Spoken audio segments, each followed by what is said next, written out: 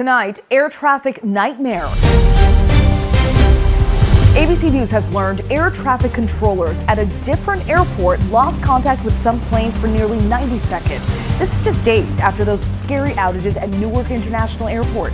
We'll tell you where this happened and answer your questions. Tense moments on the stand as the star witness in the Diddy trial is cross-examined. Cassie Ventura grilled about her turbulent 11-year relationship. The jury seeing her graphic text messages to Combs. Aaron Katursky is at the courthouse. The severe weather threat. 30 million people under alert for possible tornadoes and destructive thunderstorms from Arkansas to Pennsylvania. The system moving east into the weekend. And the landmark case heard at the Supreme Court today. The justices hearing arguments over President Trump's executive order ending birthright citizenship in spite of the 14th Amendment. The Trump administration questioning the power of lower courts to block the president's orders. It's Mental Health Awareness Month. Our look at what some are calling a life-changing smartphone app. Our Steve Osunsami with a former beauty pageant queen and a bachelorette contestant. They both turned to white flag at their lowest moments. I'm sorry. No, don't be sorry. You know, it takes a lot for me to cry, but... Was that the lowest portion of your life, you would say, at this point? Yes, absolutely. He's taking the high road.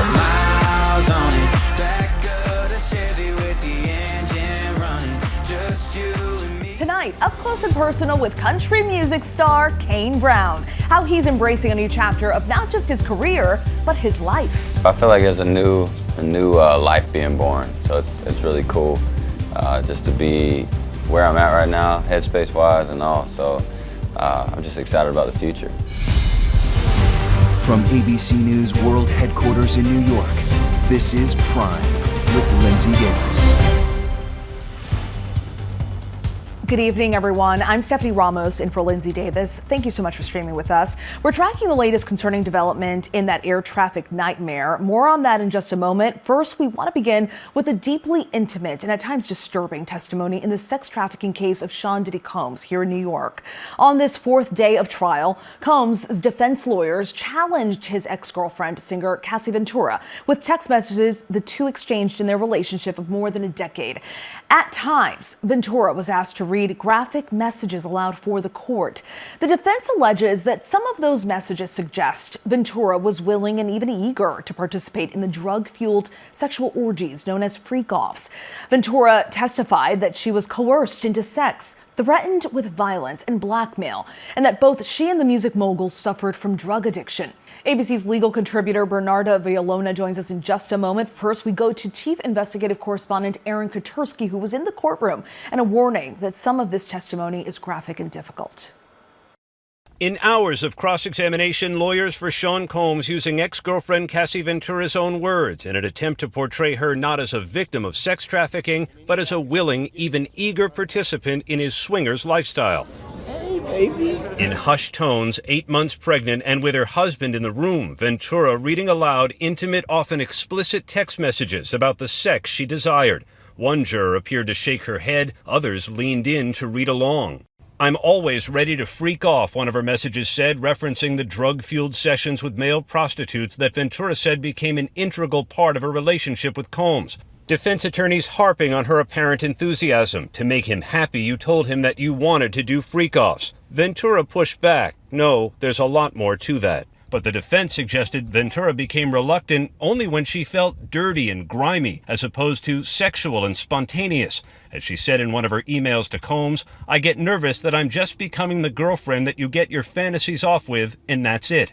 Ventura testified Combs coerced her into sex under threat of violence and blackmail, but on cross-examination she said Combs was also violent because of jealousy and her infidelity, telling the jury dating rapper Kid Cudi and actor Michael B. Jordan prompted arguments that could be a little scary. Our thanks to Aaron Katursky. I want to bring in attorney and ABC News contributor Bernarda Villalona, who was in court today.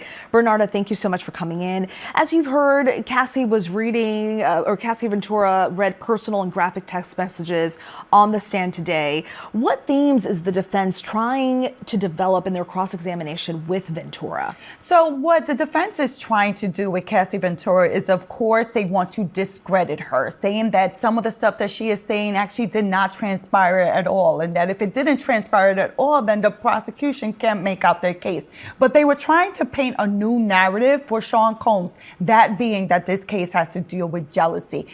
Both of them were drug addicts, that both of them were, yes, sexually attracted to each other and did engage in these freak-offs, but not that it wasn't consensual. So those are the themes that they were mainly trying to push forth with Cassie. It's still early on, even though they did cross-examine her pretty much for the entire day today. I think that they haven't gotten to their main points that they want to hit home, and hopefully they can get to that tomorrow morning. And you were in the courtroom. What was the demeanor in the courtroom? What was that like? And was the defense successful in painting this picture that she was a active participant, a willing participant? It was very difficult to follow the cross-examination of the defense attorney, so it wasn't linear.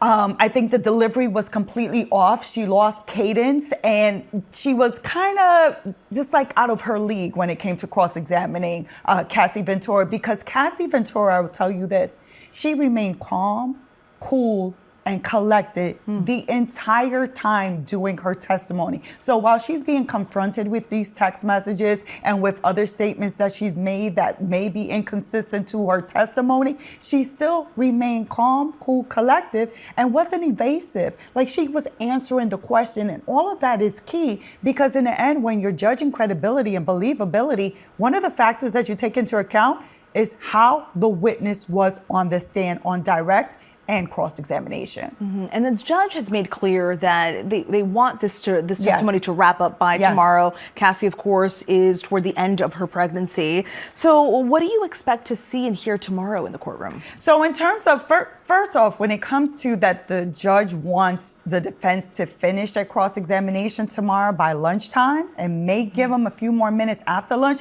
I think that's an issue for the defense, because I think there's still a lot that they need to go into, and they don't have the time to get there. So of course they can preserve that for appellate issues if there's a conviction in this case, and be like, look, the judge precluded me from representing my client, didn't allow me to cross-examine the main witness here. But still, in terms of what is left to cross-examine, you still have to get to Mr. Phillips, who testified, the second witness who testified. What happened during that freak-off? You still have to get to most of the incidents that took place that has already been testified to, and you haven't confronted her with it. So there's still a lot to get to, and I hope that the defense is going to be able to get to the point tomorrow so they can make that timeline. All right, we will be watching. We'll see what new evidence may be presented as well. Bernarda, thank you so much. Thanks for coming in. Thank you. Tonight, the FAA acknowledged that air traffic controllers across Colorado and several surrounding states lost communications control for about 90 seconds on Monday, including at the busy airport hub in Denver. A similar incident happened recently at Newark Liberty International Airport. ABC's Joe Benitez covers aviation. Tonight, ABC News is learning about a new and alarming outage at an air traffic control center near Denver that left controllers unable to communicate with some planes for nearly 90 seconds. The FAA says 2 radio transmitters went down just before 2 p.m. Monday at a facility that handles planes flying above 18,000 feet in and around Colorado. Air traffic controllers quickly moving pilots to a backup radio channel.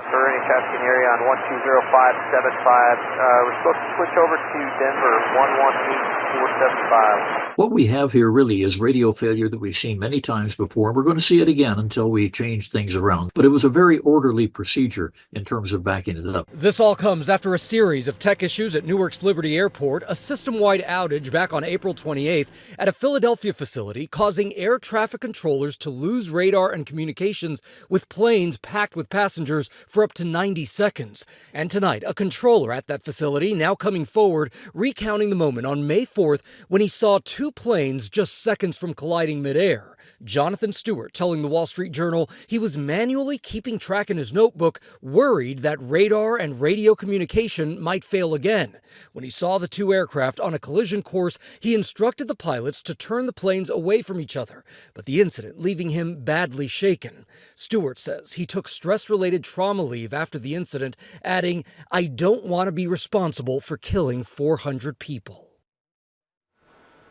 Our thanks to Gio Benitez. Let's talk more with longtime ABC News aviation expert John Nance. John, thank you for joining us.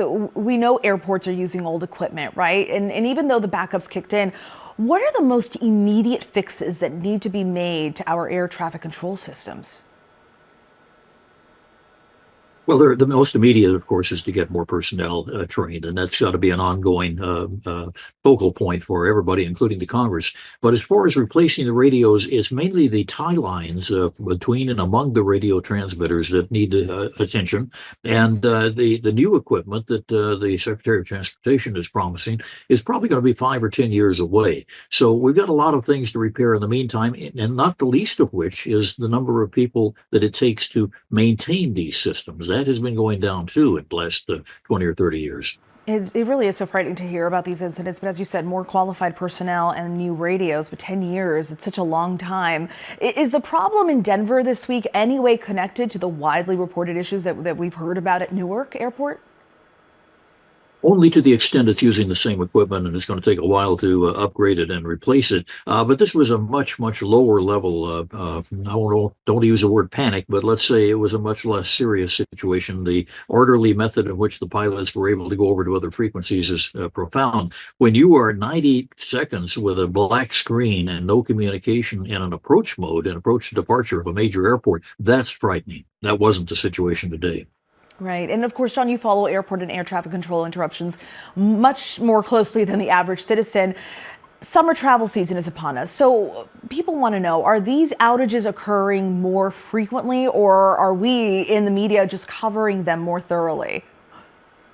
But we're covering them more thoroughly, and we're much more sensitized to them when they occur. There have been outages, I won't say constantly, but that's certainly not an experience that most air traffic controllers have not had.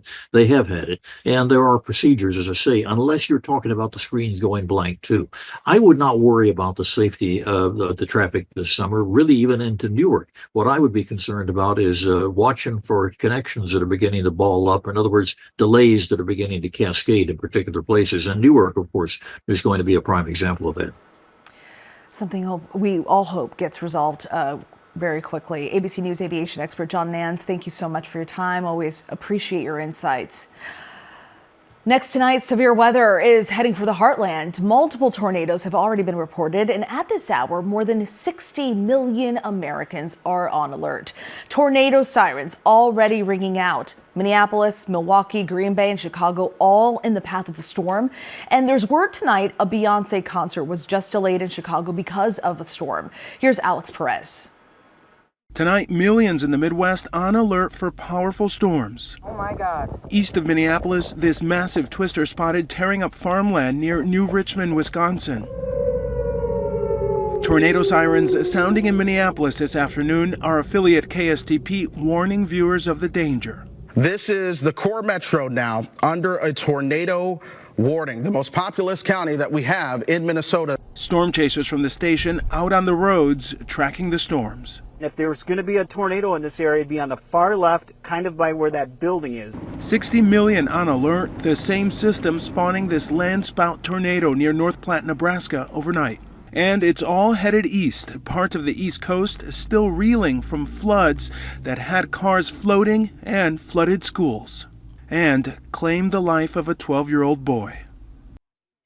Alex, thank you. Chief Meteorologist Lee Goldberg from our New York partner station WABC is tracking these storms for us. Lee, what can you tell us? Stephanie, it's a really dangerous night across the state of Wisconsin. That threat really spreads into Chicago down to Peoria tonight. We've had active tornado warnings across Wisconsin. We had tornado damage circling Minneapolis. And now these storms around, let's say, 8 o'clock tonight will be approaching Milwaukee and Chicago. There's other severe thunderstorms across parts of the Mid-Atlantic, but this is the area we're watching as we time the storms from Green Bay, Milwaukee, Chicago around 8 o'clock, and then they'll start sliding off to the south and east. Actually breaks in two pieces. You've got severe storm threat, or at least some strong storms from Louisville to Nashville in the morning, and another area from Rochester, let's say down to Williamsport and into Harrisburg, and that could go into the New York City area in a weaker version by later in the morning hours. Tomorrow, that severe threat, it expands from Texas all the way to New Jersey, but this severe level risk, 4 out of 5, could be strong tornadoes, baseball-sized hail from St. Louis to Louisville. Really dangerous tomorrow afternoon and evening. Stephanie?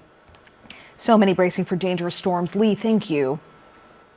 Now to the historic battle at the Supreme Court. The justices hearing arguments over President Trump's executive order that would end birthright citizenship. The arguments focusing on whether a judge from a lower court has the power to block Trump's policies nationwide. Here's Chief Political Correspondent Rachel Scott. Birthright.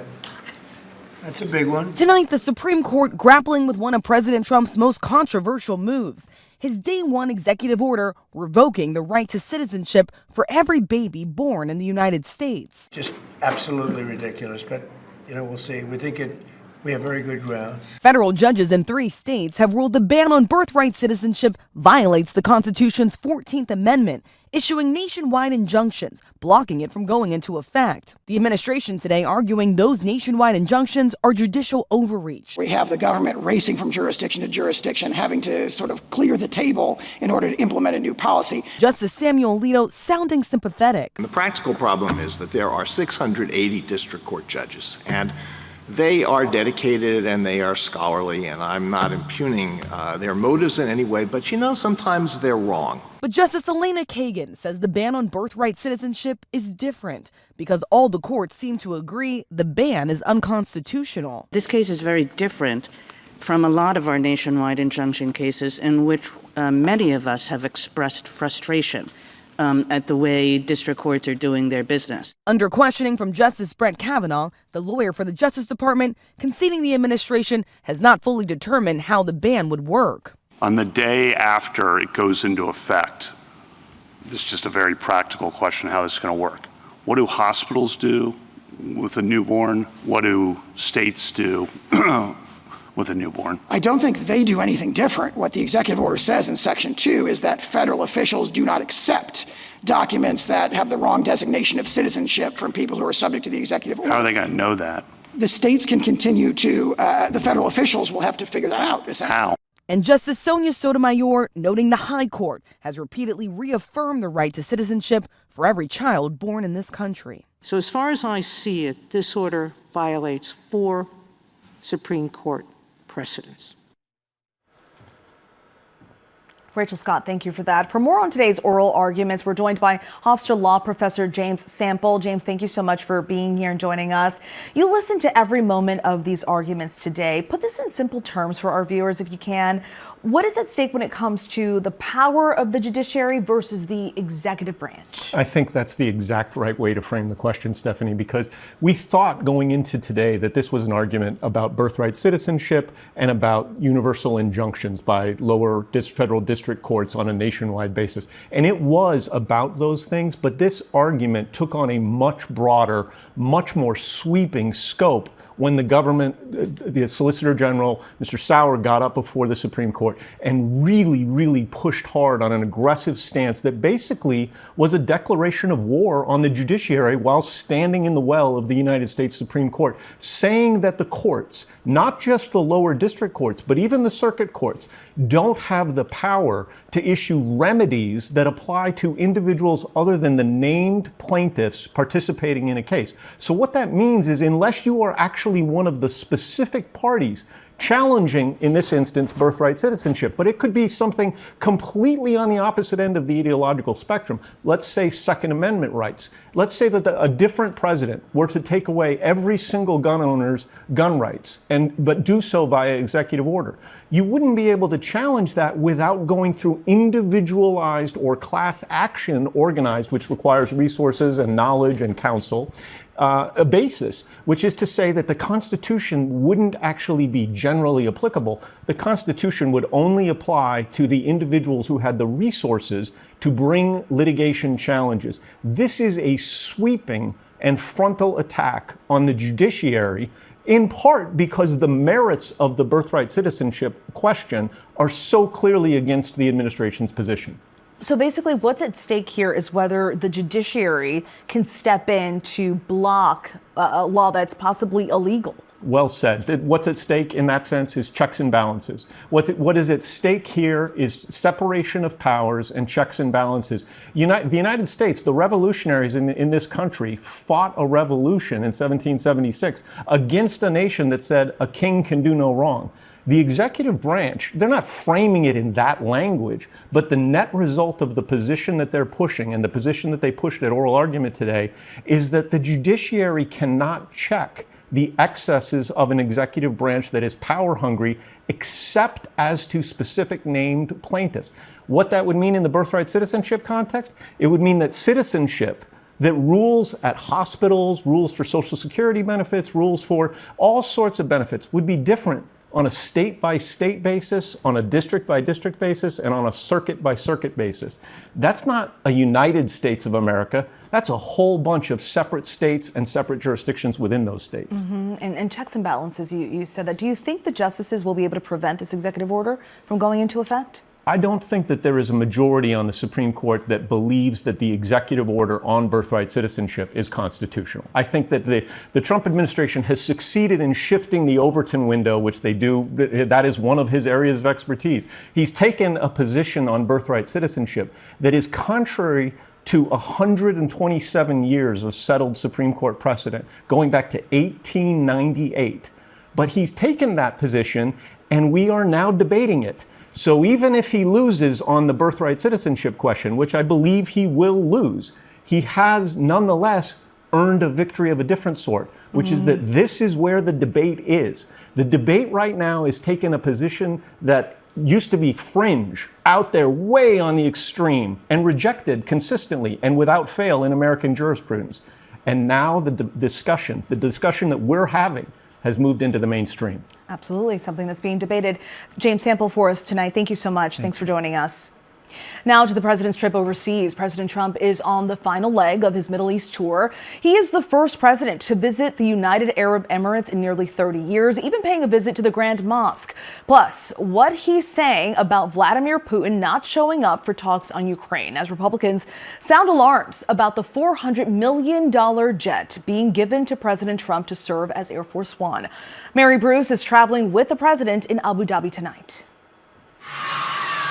President Trump today welcomed with great fanfare to the United Arab Emirates, the third and final stop of a Middle East tour designed to boost business ties with wealthy Arab states, where his own family has major financial interests. It is so beautiful. Very proud of my friends. Trump and the president of the UAE announcing a new artificial intelligence partnership, including a planned data center powered in part by American-made chips. We are going to be your friend and we're going to be your partner. Earlier, Trump visiting the largest U.S. military outpost in the Middle East, a key hub in Qatar strategically located to help counter Iran. The president saying his administration is now close to a nuclear deal with Iran. Iran has sort of agreed to the terms. Trump also touting efforts to end the war in Ukraine after urging Ukrainian President Zelensky and Russian President Putin to meet in Turkey tomorrow. Zelensky agreed, but Putin refused, both countries instead sending representatives. Trump now throwing cold water on any potential progress. Nothing's going to happen until Putin and I get together, okay? Qatar, like all the countries Trump is visiting on this tour, has business ties with the Trump Organization, now run by the president's sons. Eric Trump last month inking plans for an exclusive Trump golf resort. Hanging over the president's trip to the Middle East, his eagerness to accept a $400 million luxury jet as a gift from the Qatari royal family. The plane would serve as Air Force One before its transfer to Trump's presidential library. But tonight, even some of the president's close allies are raising objections. Qatar, supports Hamas. Okay, actually, the Hamas leaders live in Qatar. I trust Qatar like I trust a rest stop bathroom. Our thanks to Mary Bruce in Abu Dhabi tonight. Singer Chris Brown was arrested in Manchester, England today. London police say the arrest stems from an alleged attack at a London nightclub in 2023. Brown is accused of hitting a music producer over the head with a bottle, then beating and kicking him. The American singer was arrested at his UK hotel. He was in the country preparing for the European leg of his new tour. Now to the chilling and disturbing story playing out in New Jersey. Police say a teenage daughter escaped her parents' home after she was held captive for 7 years. They kept her in a dog crate. Here's Chief Justice Correspondent Pierre Thomas. Tonight, police say this was a house of horrors for an 18-year-old daughter allegedly held captive by her mother and stepfather for 7 years. Her parents accused of keeping her in a dog crate. That's absurd. Why would you keep a child in a dog cage? Police say the parents also padlocked the child in a bathroom, beat her repeatedly, and chained her like a slave. She escaped and made her way to a neighbor who spoke to our ABC station, WPVI. She definitely had scars on her wrist from, I think, being chained up. That neighbor hadn't seen the victim in 11 years. Tonight, the young woman's mother, Brenda Spencer, and her stepfather, Brandon Mosley, facing kidnapping charges. Mosley also facing charges for allegedly sexually abusing the young woman. To me, this is the most abhorrent, heinous crime anyone could commit. Our thanks to Pierre Thomas. Walmart announced it is raising prices due to tariffs implemented by President Trump. Trump's tariffs on China and other countries threaten the low price model Walmart touts as the core of its success. Though Walmart posted solid first quarter sales, economists report that many Americans have pulled back on spending as they grow uneasy about the economy and how tariffs might spark trade wars. Coming up, she disappeared while hiking alone in California's mountains more than 3 weeks ago, but was just found alive. The first request she made after being discovered. And in our prime focus, the innovative smartphone app that connects people suffering from similar mental health crises. It doesn't replace therapy, but users can't get enough of it. May is Mental Health Awareness Month, and there's a smartphone app that could help people who are suffering. It's called White Flag. It's an anonymous way to find and connect with others who might share your struggles. In tonight's Prime Focus, senior national correspondent Steve Osinsami speaks with people who say this app has changed their lives. There they are, the top 5 of Miss Teen USA 2007. Way to go, ladies. Katie Upton is looking back on this moment at the Miss Teen USA beauty pageant nearly 20 years ago with new eyes. The question in those final minutes was why so many Americans can't find their own country on a map. I personally believe that U.S. Americans are unable to do so. And her answer was an example of what can happen when you're human and nervous and the world is watching. I believe that our education, like such as in South Africa and the Iraq, everywhere like such as, and I believe that they should, our education over here in the U.S. should help the U.S. or should help South Africa and should help the Iraq and the Asian countries. All of a sudden, people were laughing at her expense, while off stage, she was feeling alone in the world, quietly hiding a mountain of anxiety, terrible friends, and an abusive relationship. I'm sorry. No, don't be sorry. You know, it takes a lot for me to cry, but... Was that the lowest portion of your life, you would say, at this point? Yes, absolutely. Mm-hmm. It was the lowest portion of my life, to the point to where I was considering taking my own life. And I did meet a couple times with a couple different people. Like, they were listening to me, but they weren't feeling me. Yeah. And they weren't hearing me internally. And that's what White Flag can do for people today. Today, she's a big supporter of smartphone apps for mental health and uses one called White Flag, a peer support group on the phone where mostly anonymous users are helped and healed by each other. In North America, more than 200,000 people have joined, raising their white flags, calling for help for everything from grief to divorce. I want to make sure that everybody's abundantly clear on this, is White Flag is free. This is a free resource, and we have designed it that way because the people that I was in treatment with are the people who I built this company for. Johnny McCoy created it after a life of childhood trauma. So I want someone to reach out to me, you hit, I want to raise my white flag. Explaining that what helped him the most were group sessions with people who truly knew his pain. They would literally throw a topic out and let us go. And you found that to be the most helpful? I found that to be a miracle, Steve. I had gone through medication, I had gone through days of therapy a week psychiatry. I'd gone through jogging. I ran marathons. I did therapy. I did inpatient, outpatient. I've done everything that you can imagine. And once I realized that we could do this virtually and connect people from all over the country, I told my wife, I have to do this. So this is a virtual peer support group. Right. Putting it very simply. Exactly. Where our algorithm instantly connects you with somebody else who's going through the same mental health, background, financial struggling, regular everyday issues as you are. It's not just for people who are in crises. He says history is full of people who lost the struggle with mental health at the same time they were surrounded by people who would have helped them. Robin Williams had millions of people who loved him. Anthony Bourdain had thousands of people around him. What you need is one person who can personally relate to what you're going through, who's willing to talk to you about it. One of the app's users is former TV bachelor Colton Underwood, who shares that he once tried to take his own life before admitting to the world that he's attracted to men. I wish I would have known about this service when I was in high school. I never wanted to raise my flag. I never wanted to signify to my family, to my friends, to my teammates, to my teachers that I wasn't okay. I always wanted to sort of project strength. Having this tool or this app in my pocket would have been a game changer for me. To be able to sort of vent, to go seek out help in an anonymous way, in a private way, I would have done anything for that. And then, fast forward and I'm in college playing football and I'm on scholarship and, do I talk about my depression and my anxiety and my struggle with my sexuality? Fast forward to me being in the entertainment industry and on TV, it's like, I always sort of had to be in the spotlight and be that person that it was sort of always okay. So I would have done anything to have an app like this, from all the way in my early days. Giovanna Doyle, a struggling musician in Maryland, uses it too and says it's not therapy, but says for her it's therapeutic. I didn't have any insurance to go to therapy. The fact that I can go on my phone and just, talk to someone and say, hey, I'm struggling really hard today. And I continue to use this app 2 years later. Katie Upton is now a 36-year-old mother with 2 children and a loving partner in Arizona and says she finds joy in helping people, walking her path.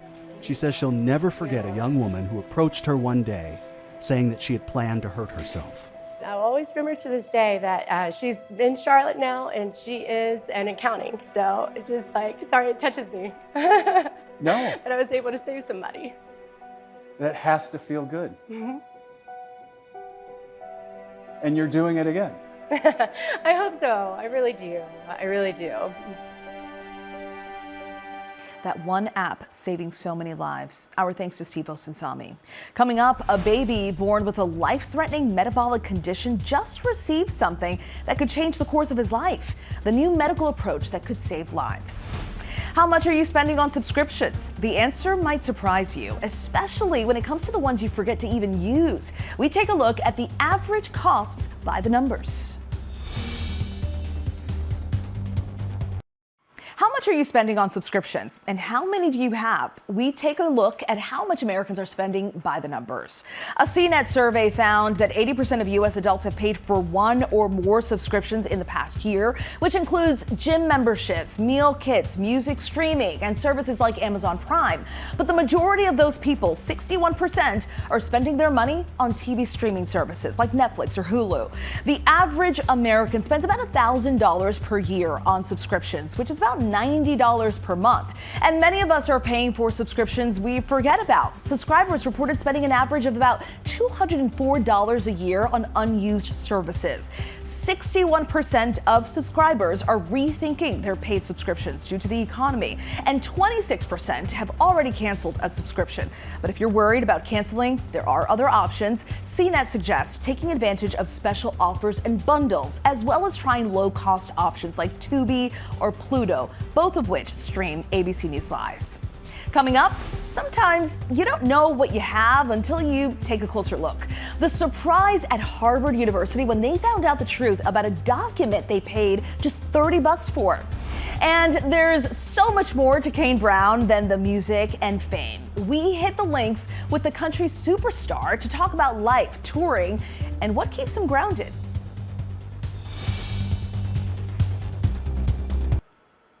Welcome back. The accidental discovery of a rare Magna Carta, a cautionary tale for any backyard gardener. And after 3 weeks, a hiker is found safe at a resort in California. These stories and more in tonight's rundown.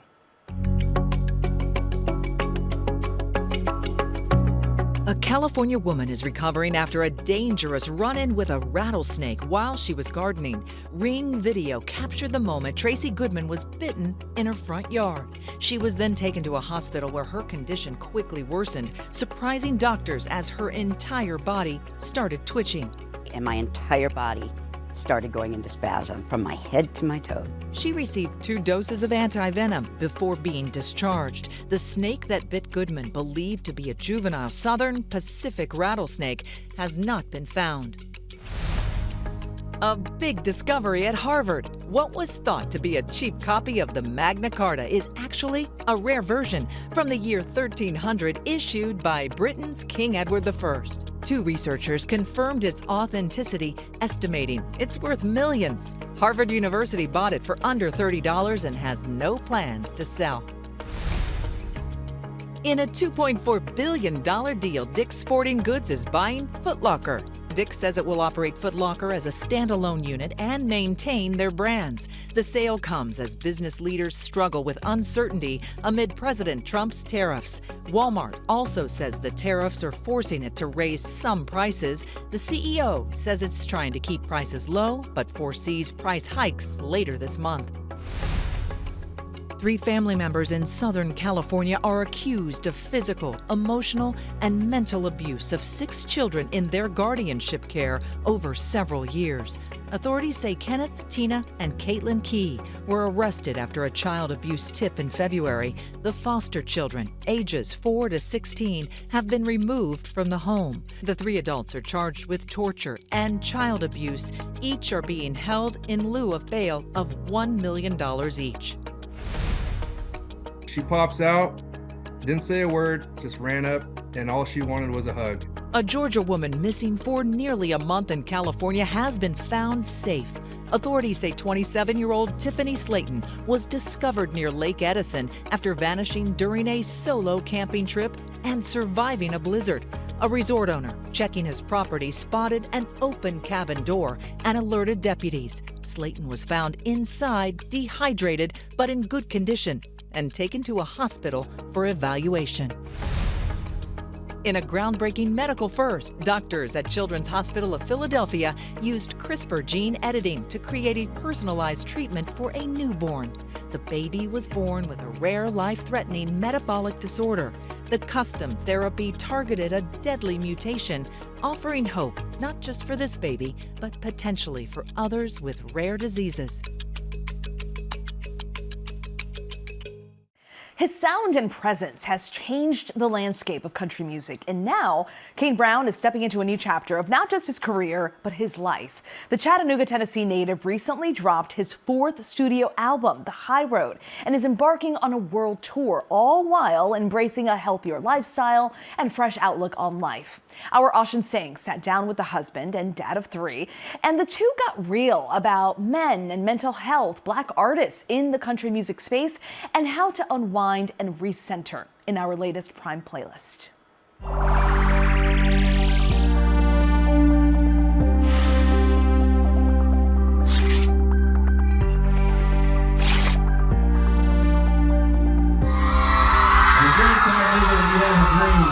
You know it's hard as crap to get out of Chattanooga. His voice has helped define modern country music, a genre-bending hitmaker who refuses to be boxed in. And even as a forefront figure of the scene, Kane Brown is still being called one of the faces of country's future, as he finds a new rhythm in both life and music. I feel like there's a new life being born, so it's really cool just to be where I'm at right now, headspace-wise and all. So I'm just excited about the future. Earlier this year, the 31-year-old released his new album, The High Road. It seems like this album is almost like the Kickstarter for this new era of KB, right? I know people feel like they have like spiritual moments or whatever, but like I would say in this last month or 2 months, everything's really switched for me. Honestly, the working out and just, you know, really stopping the nicotine, really focusing on me. I feel younger. I have so much more energy now. I'm just way happier. My depression's not there as much anymore. The album blends playful sounds, like Miles on It, an upbeat single with an EDM spin that has reached nearly 300 million streams on Spotify alone in less than 4 months. Put some miles on it, back of the Chevy with the engine running, just you and me. With the deeply personal and powerful, like Haunted, the more introspective, vulnerable message, thanks to his open and honest lyrics about mental health. I still got this feeling in my bones. Happens every time that I'm alone. Part of me is feeling like a ghost. Whoa. 'Cause I'm holding back. What was it like working with Jelly? First of all, such a genuine person, but also what was it like putting some really real low points out there on a track? I look at Jelly and myself and see a lot of each other, just because we've both, had crazy struggles, just like everybody else has. And I say this at my shows, I feel like a lot of people look at celebrities or look at stars, look at people that's in the spotlight, and they don't look at us as we are also normal people. And I'm still, the most regular person you'll ever meet. Right. And I just want everybody to know, just as Jelly does, that we all have struggles and that we all have people that will love us no matter what, and we can reach out to and get help before we hurt ourselves. Especially guys, because I feel like guys, they won't talk about it. The lead-off track, I Am, Yeah. it's a song of affirmation just as much as it is a banger. I know the road ahead will make me who I am. I am. How did you get to be so vulnerable on this record, and why? Why be so vulnerable? Well, I was in a place where I wasn't leaving my house, and I was, in my head, I had all these emotions, and just trying to have to put an album together and think about stuff that I was going through. So, I just had a new kid, just looking left and right and seeing what I could pull together.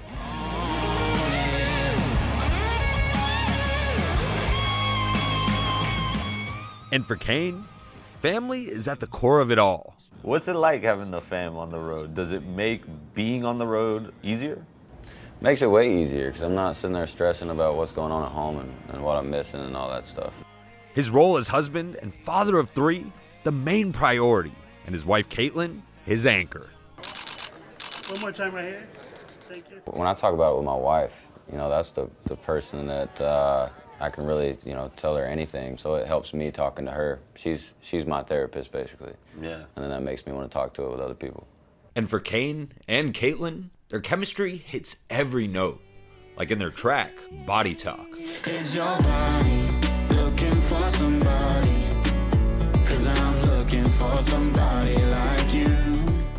She's a therapist, and she's your co-writer. She's got a couple songs on the album with you. I know it's not your first time working with your wife, Caitlin. I mean, what's it like, the two of y'all working together? It's been awesome, man. Just, to have somebody that you love up there on stage. And it was hard for me to do features with other people, especially if it was a female and it was a love song. It just didn't make sense, because I've always been with Kate.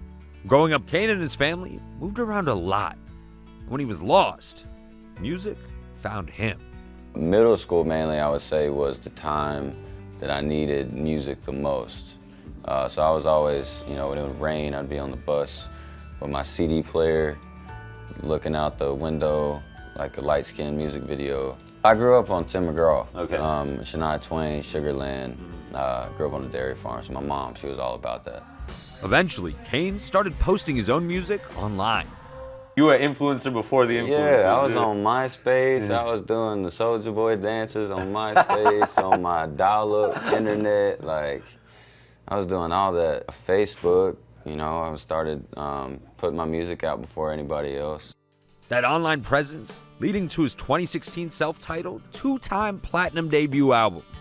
With that, he became the first artist to ever lead all 5 of Billboard's main country charts simultaneously. And 2 of his singles off the album, Heaven and What Ifs, now diamond certified. When did you realize, okay, I could do this for a living, I can make it? I think once I started all my numbers, once I started seeing my numbers grow and we got to the millions, I think I was always still kind of like, I hope this doesn't end tomorrow. Since that moment, Brown has dropped 3 more studio albums, earned 2 Academy of Country Music Awards, and was named to Time's 100 most influential people in the world in 2021. All this success while carving out his own lane in country music, a lane that's making room for others to follow. When you were coming into the industry, country music was like a pretty rigid space, and what it looked like, what it felt like, what it sounded like. I was a rapper coming in, man. You were a rapper, you mixed race, you got tattoos. Like, have you ever felt like, oh, this space actually isn't for me? I never felt like it wasn't for me, just because I felt like, I felt like I haven't belonged my whole life. So I felt like my whole life was me set up to be in this position. But you know, country music, that's why I said I played it safe. I would say that you walk so they can run, but I feel like you walk so you could run. Like, are you ready to stop playing? I haven't started running yet, man. That's what I'm getting ready for. You feel that way? Yeah. I'm excited. That's what we're about to do. We're about to start sprinting.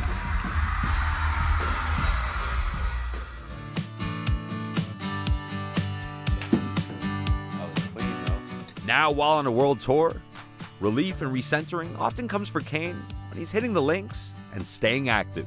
So have you been using golf as a tool to kind of work on your mental health, like as a place to relax, or because this is a game of frustration for me? Yeah. No, this is just, golf for me is just like a peace thing. Just going out, no distractions, just you and the golf ball, and either you're gonna love your day or hate it. Whether it's on the course or for the crowd, Kane Brown is playing the long game.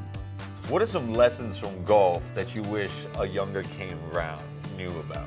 I wish I would have played golf over every other sport I ever played. Yeah? Yeah. A lesson from golf, I would say that you have to overcome all the negatives. You know, you have a bad shot, you got to focus on the next one. That's the main thing about golf. Because if you don't, that next shot you're playing it out the rough or something. Yeah, it's all about the next shot, and I feel like that's a great lesson for life. There it is. There it is. Come on. That's the game. That's the game. That's the game. Some really good advice from Kane Brown. Our thanks to Ashin. If you want to dig deeper with more of your favorite artists like Green Day, Hozier, and Tinashe, catch our full episodes of The Playlist streaming right now on Hulu. And that is our show for this hour. I'm Stephanie Ramos. Stay tuned to ABC News Live for more context and analysis of the day's top stories. Thank you so much for streaming with us.